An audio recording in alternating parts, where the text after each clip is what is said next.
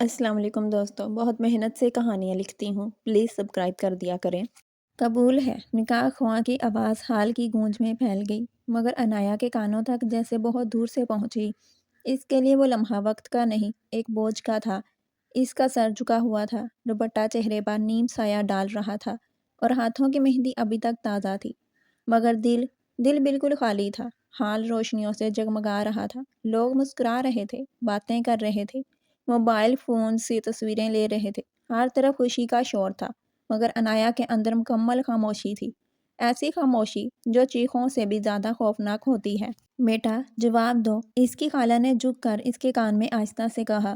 عنایا کے ہونٹ ہلے، اس نے خود کو مجبور کیا، وہ جانتی تھی اس لمحے کے بعد اس کی زندگی کسی اور کی ہو جائے گی، ایک ایسا رشتہ جسے اس نے کبھی دل سے قبول نہیں کیا۔ کبودرم دروازہ اتنی زور سے کھلا کہ حال کی ساری آوازیں ایک لمحے میں رک گئی، سب کی نظریں دروازے کی طرف اٹھ گئیں، کسی کو سمجھ نہیں آیا کہ کیا ہوا ہے۔ اور پھر وہ اندر آیا، سیاہ شرٹ، بازو کوہنی تک موڑے ہوئے، چہرے پر عجیب سی سختی اور آنکھوں میں ایسی شدت جو کسی کو بھی اپنی جگہ ساکت کر دے۔ جس کا نام تھا حاذق، وہ نہ تیز چل رہا تھا نہ آہستہ، مگر اس کے ہر قدم میں ایک ایسا اعتماد تھا جسے وہ یہاں کسی کو جواب دینے نہیں، حکم دینے آیا ہو۔ عنایا کا دل اچانک زور سے دھڑکا، اس نے نظریں اٹھائیں اور جیسے ہی اس کی نظر اس پر پڑی، اس کا رنگ اڑ گیا۔ وہ اسے پہچانتی تھی، کیسے نہ پہچانتی؟ وہ رات، وہ بارش، وہ لمحہ جسے وہ اپنی زندگی سے مٹا دینا چاہتی تھی، مگر آج وہی ماضی اس کے سامنے زندہ کھڑا تھا۔ یہ نکاح نہیں ہوگا۔ حاذق کی آواز بہت اونچی نہیں تھی، مگر اتنی مضبوط تھی کہ پورا حال خاموش ہو گیا۔ تم کون ہو؟ عنایا کے والد فوراً کھڑے ہو گئے، ان کے چہرے پر غصہ صاف نظر آ رہا تھا۔ حاذق نے ان کی طرف دیکھنے کی زحمت بھی نہیں کی، اس کی نظریں صرف عنایا پر تھیں، جیسے اس کے علاوہ وہاں کوئی اور موجود ہی نہ ہو۔ وہ سیدھا چلتا ہوا اس کے سامنے آ کر رکا۔ عنایا کے ہاتھ کانپنے لگے، اس کی سانسیں بے ترتیب ہو گئیں، اسے لگا جیسے وہ پھر اسی رات میں واپس چلی گئی ہو۔ یہ لڑکی، حاذق نے آہستہ سے کہا، اس کی آواز میں عجیب سا سکون تھا، پہلے ہی میری ہے۔ ہال میں جیسے دھماکہ ہو گیا، لوگ ایک دوسرے کی طرف دیکھنے لگے، سرگوشیاں بڑھ گئیں اور عنایا کا دل جیسے سینے میں جم گیا۔ یہ جھوٹ ہے، اس کے لبوں سے مشکل سے نکلا۔ حاذق کے ہونٹوں پر ہلکی سی مسکراہٹ آئی، مگر اس کی آنکھیں بالکل سنجیدہ تھیں۔ وہ جھکا، اتنا قریب کہ عنایا کی سانس اس کے چہرے سے ٹکرانے لگی۔ جھوٹ؟ اس نے سرگوشی کی۔ یا وہ رات جو تم بھولنا چاہتی ہو؟ عنایا کی آنکھیں پھیل گئیں۔ وہ رات، بارش سے بھیگی سڑک، سنسان ماحول اور وہ خوف جس نے اسے مجبور کیا کہ وہ ایک اجنبی کی گاڑی میں بیٹھ جائے۔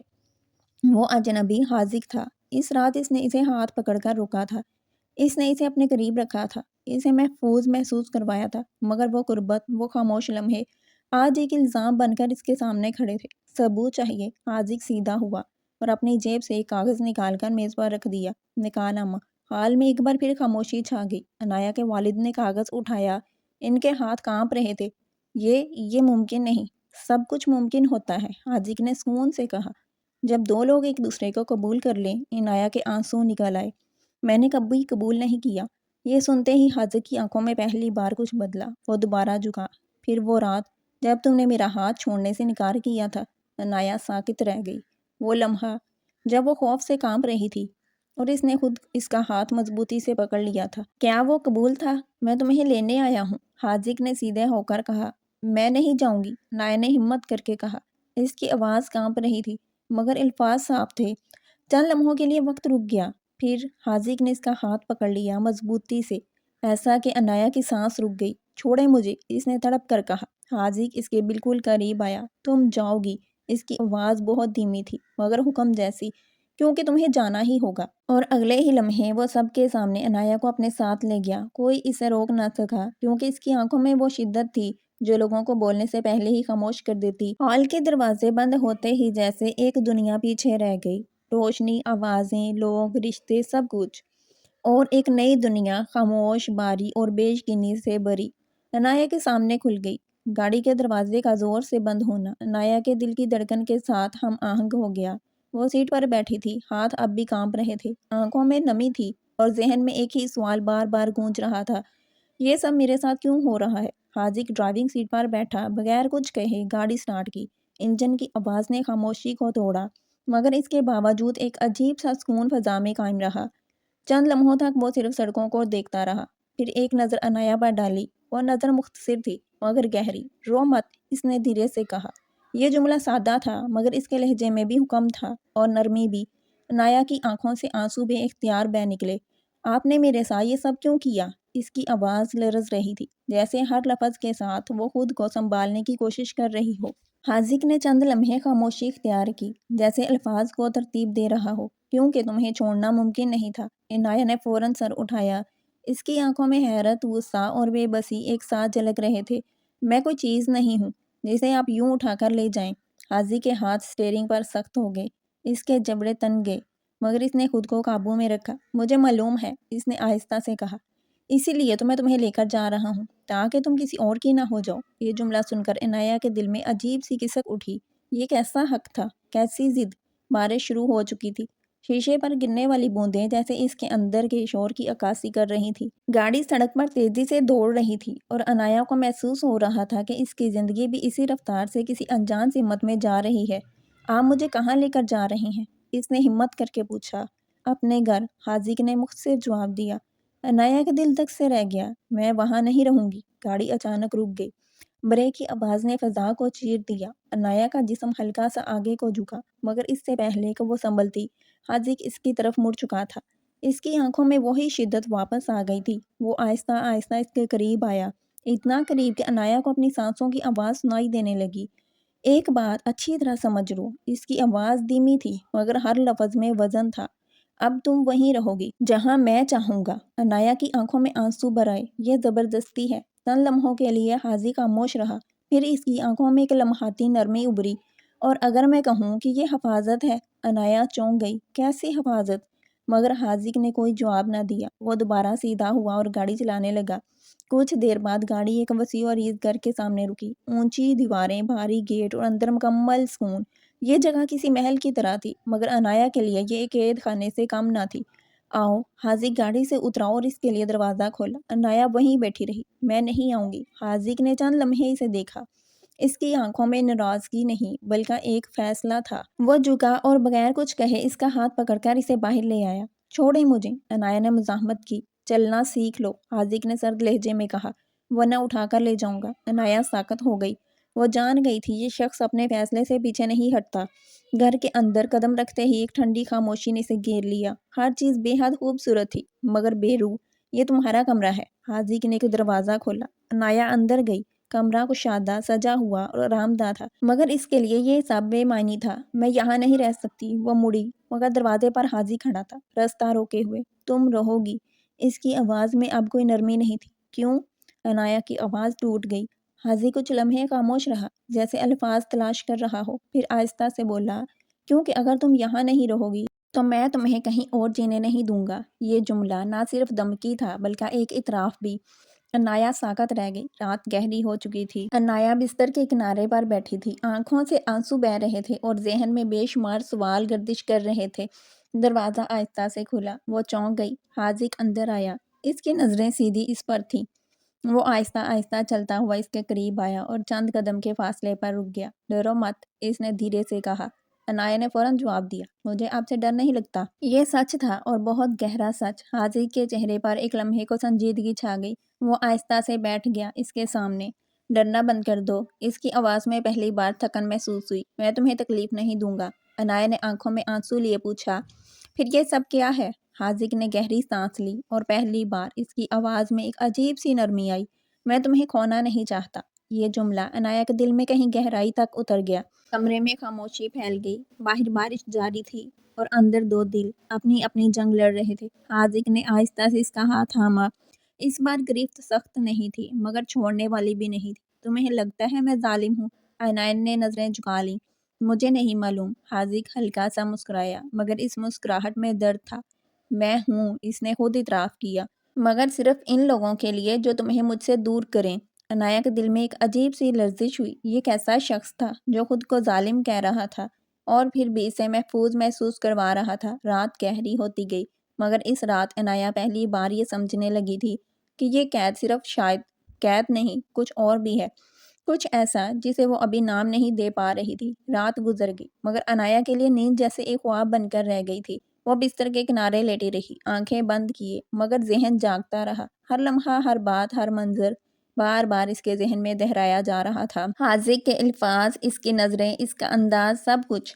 صبح کی ہلکی روشنی پردوں سے چھن کر کمرے میں داخل ہوئی تو عنایہ نے آہستہ سے آنکھیں کھولیں۔ کچھ لمحوں کے لیے وہ خاموشی سے چھت کو دیکھتی رہی، جیسے خود کو یاد دلا رہی ہو کہ وہ کہاں ہے۔ پھر اچانک اسے کل رات یاد آئی۔ وہ جھٹکے سے اٹھ بیٹھی۔ کمرے میں خاموشی تھی، حاذق وہاں نہیں تھا۔ وہ آہستہ آہستہ بستر سے اتر کر کھڑکی کے پاس گئی۔ باہر لان میں ہلکی دھوپ تھی، سب کچھ پرسکون تھا، جیسے یہاں کبھی کوئی طوفان آیا ہی نہ ہو، مگر اس کے اندر ابھی بھی طوفان جاری تھا۔ یہ میری زندگی ہے یا کسی اور کی؟ یہ سوال اس کے ذہن میں بار بار گونج رہا تھا۔ کچھ دیر بعد وہ کمرے سے باہر نکلی۔ گھر میں خاموشی تھی، نہ کوئی آواز، نہ کوئی حرکت، بس ایک سناٹا جو دل پر بوجھ ڈال رہا تھا۔ وہ آہستہ آہستہ چلتی ہوئی سیڑھیوں کی طرف بڑھی۔ نیچے پہنچ کر اس نے دیکھا حاذق ڈائننگ ٹیبل کے پاس کھڑا تھا، سفید شرٹ، بازو ہلکے سے موڑے ہوئے اور ہاتھ میں کافی کا کپ۔ وہ کسی سوچ میں گم تھا۔ عنایہ چند قدم دور رک گئی۔ اس نے محسوس کیا کہ وہ اسے دیکھے بغیر بھی اس کی موجودگی محسوس کر چکا ہے۔ جاگ گئی ہو؟ حاذق نے بغیر مڑے کہا۔ عنایہ چونک گئی۔ جی۔ وہ آہستہ سے اس کے قریب آئی۔ آپ سوئے نہیں تھے؟ اس نے ہمت کر کے پوچھا۔ حاذق نے کپ میز پر رکھا اور اب اس کی طرف مڑا۔ نیند ضروری نہیں تھی۔ یہ جملہ سادہ تھا مگر اس کے پیچھے ایک پوری رات کی کہانی چھپی ہوئی تھی۔ تم نے کچھ کھایا؟ اس نے پوچھا۔ عنایہ نے نفی میں سر ہلا دیا۔ حاذق نے کرسی کھینچی۔ بیٹھو۔ عنایہ ہچکچائی۔ مجھے بھوک نہیں ہے۔ حاذق کی آنکھوں میں ہلکی سی سختی آئی۔ میں نے کہا بیٹھو، یہ حکم تھا۔ عنایہ خاموشی سے بیٹھ گئی۔ وہ خود اس کے سامنے بیٹھا اور ٹیبل پر رکھا ناشتہ اس کی طرف بڑھا دیا۔ کھاؤ۔ عنایہ نے پلیٹ کی طرف دیکھا، پھر اس کی طرف۔ مجھے زبردستی پسند نہیں۔ یہ الفاظ نکل تو گئے مگر اگلے ہی لمحے اسے اپنی ہمت پر حیرت ہوئی۔ حاذق چند لمحوں تک اسے دیکھتا رہا، پھر آہستہ سے بولا، اور مجھے تمہارا بھوکا رہنا پسند نہیں۔ اس کے لہجے میں نرمی تھی مگر فیصلہ بھی۔ عنایہ نے خاموشی سے ناشتہ اٹھا لیا۔ چند لمحے دونوں خاموشی سے بیٹھے رہے، پھر عنایہ نے آہستہ سے پوچھا، آپ نے یہ سب کیوں کیا؟ حاذق نے اسے دیکھا۔ کیا؟ مجھے یہاں لانا، یہ زبردستی نکاح، سب کچھ۔ حاذق نے گہری سانس لی۔ کچھ لمحوں تک وہ خاموش رہا، جیسے کسی یاد کو ذہن میں ترتیب دے رہا ہو، کیونکہ تمہارا کسی اور کے ساتھ ہونا مجھے برداشت نہیں تھا۔ عنایہ کے ہاتھ رک گئے۔ مگر آپ کو کیا حق ہے؟ یہ سوال سیدھا تھا اور کڑوا بھی۔ حاذق کی آنکھوں میں ایک لمحے کو چمک آئی۔ وہ آہستہ سے آگے جھکا۔ وہ رات یاد ہے؟ عنایہ کے دل کی دھڑکن تیز ہو گئی۔ جب تم نے خود میرا ہاتھ پکڑا تھا۔ اس کی آواز دھیمی تھی مگر ہر لفظ دل میں اتر رہا تھا۔ وہ خوف تھا، عنایہ نے فوراً کہا، اور میرے لیے وہ کچھ اور تھا، حاذق نے اس کی آنکھوں میں دیکھتے ہوئے کہا۔ عنایہ خاموش ہو گئی۔ وہ اس کے الفاظ کو جھٹلا نہیں پا رہی تھی مگر مان بھی نہیں پا رہی تھی۔ اسی لمحے دروازے کی گھنٹی بجی۔ دونوں چونک گئے۔ حاذق فوراً اٹھا۔ یہاں ہی رہنا، اس نے جاتے ہوئے کہا۔ عنایہ وہیں بیٹھی رہی مگر اس کا دل بے چین ہو گیا۔ چند لمحوں بعد دروازہ کھلا اور اگلے ہی لمحے عنایہ۔ یہ آواز سن کر عنایہ کے ہاتھ سے کپ تقریباً گر گیا۔ وہ فوراً اٹھی اور دروازے کی طرف بڑھی۔ وہاں اس کا بھائی کھڑا تھا، آنکھوں میں فکر اور چہرے پر غصہ۔ تم ٹھیک ہو؟ وہ تیزی سے اس کے پاس آیا۔ عنایہ کی آنکھوں میں آنسو آ گئے۔ بھائی؟ وہ اس کے قریب جانے لگی مگر حاذق نے اس کا ہاتھ پکڑ لیا مضبوطی سے۔ عنایہ رک گئی۔ اس کا دل زور سے دھڑکا۔ اسے چھوڑو، اس کے بھائی نے غصے سے کہا۔ حاذق کی نظریں اب سخت ہو چکی تھیں۔ یہ میری بیوی ہے۔ زبردستی، انہوں نے فوراً جواب دیا۔ فضا میں تناؤ بڑھ گیا۔ عنایہ دونوں کے درمیان کھڑی تھی اور اسے محسوس ہو رہا تھا جیسے وہ کسی جنگ کا مرکز بن گئی ہو۔ عنایہ چلو میرے ساتھ، اس کے بھائی نے نرمی سے کہا۔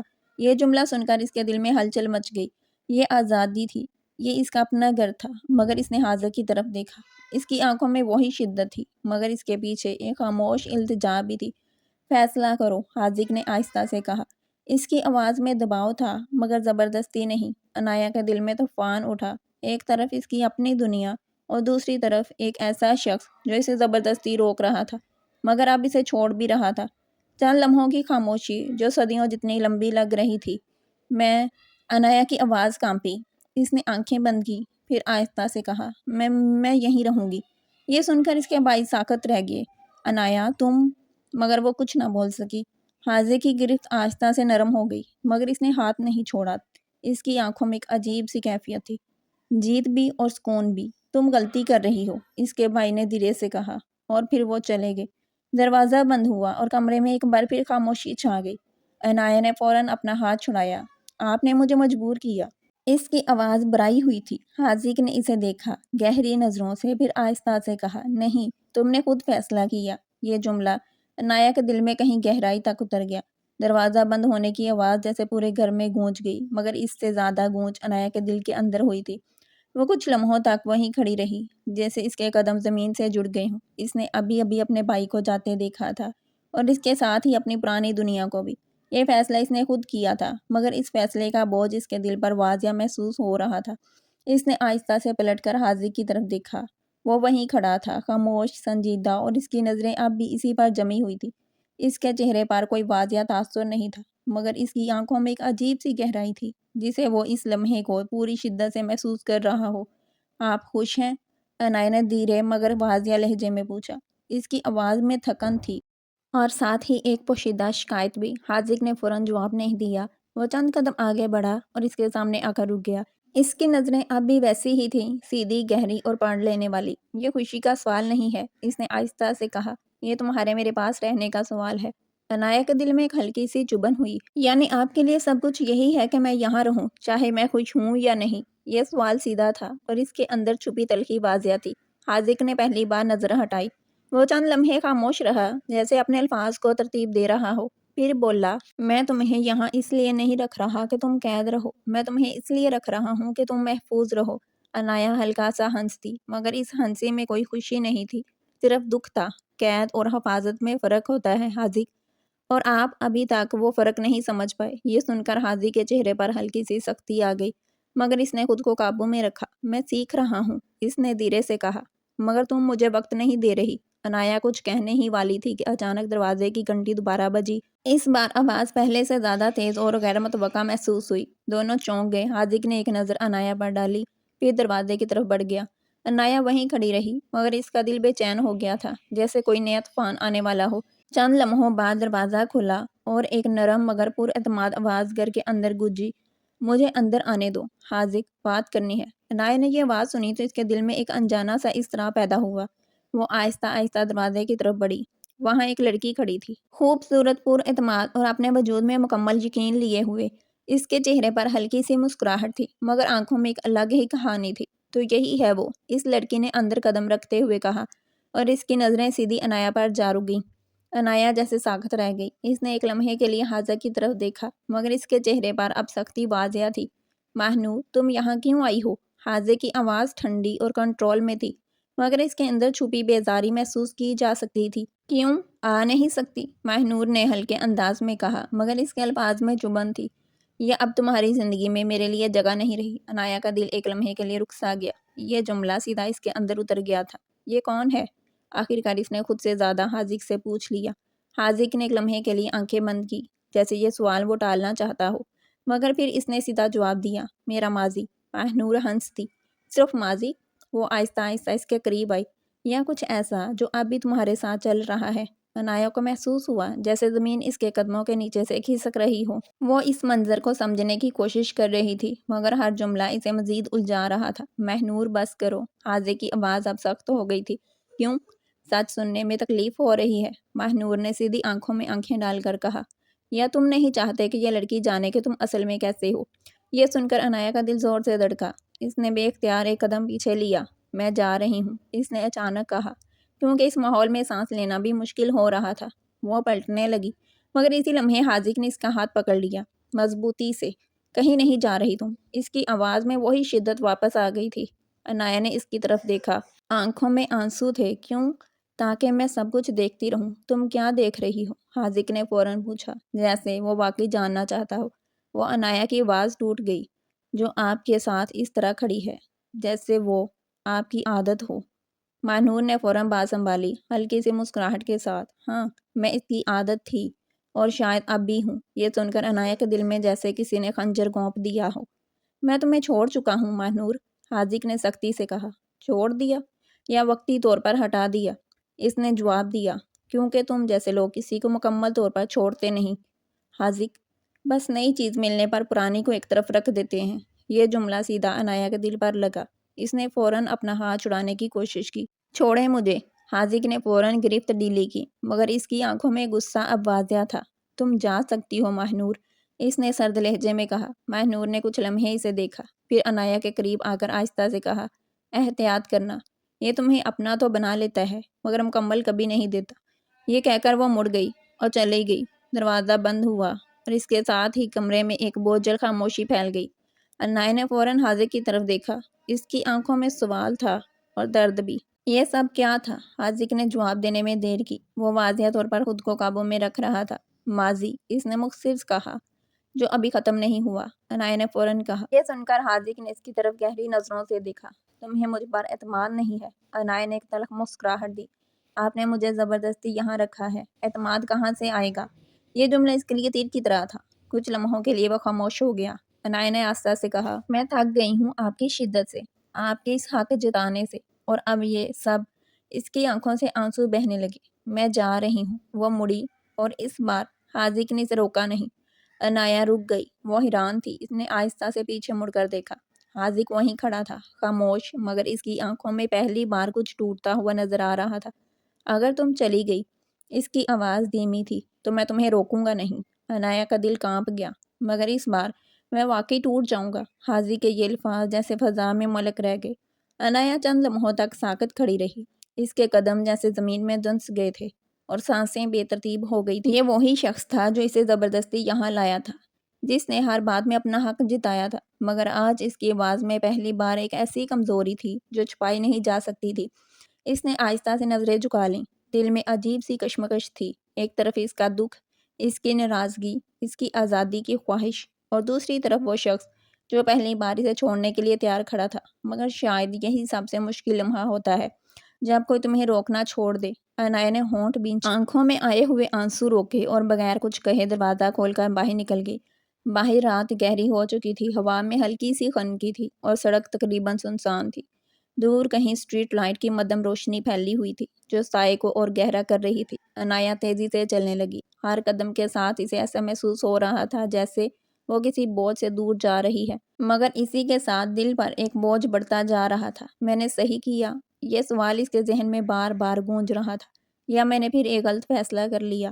وہ چلتی رہی، بغیر کسی سمت کے، پھر کسی منزل کے۔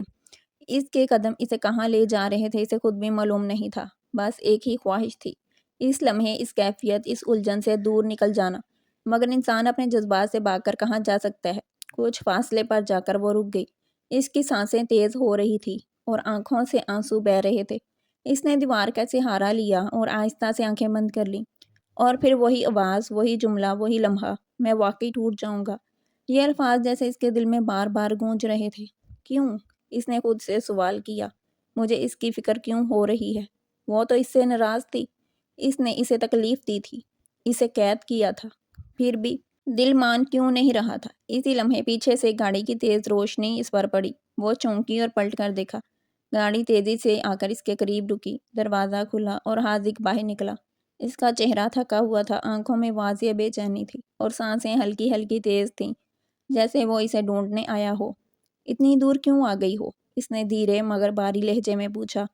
عنایا نے نظریں ہٹا لیں۔ میں آزاد ہونا چاہتی تھی۔ یہ الفاظ نرم تھے مگر ان کے پیچھے ایک مضبوط ارادہ تھا۔ حاذق چند قدم آگے بڑھا، اور میں تمہیں کھونا نہیں چاہتا۔ یہ جملہ سادہ تھا مگر اس میں وہ سب کچھ تھا جو وہ اب تک چھپا رہا تھا۔ عنایا نے اس کی طرف دیکھا۔ آپ نے مجھے کبھی سمجھا ہی نہیں۔ یہ شکایت پہلی بار اتنی صاف انداز میں نکلی تھی۔